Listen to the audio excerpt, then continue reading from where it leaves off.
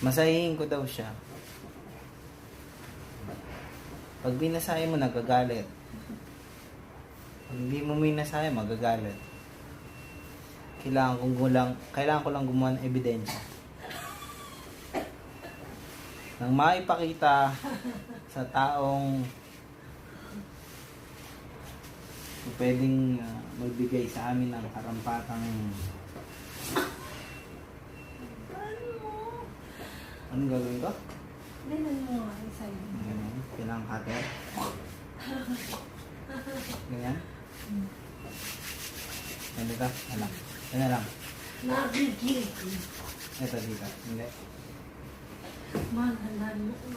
Yan. Yan. Sabi mo may asawa? May minamasahe ka. Sobrang palad ko. Ako ay may asawa dahil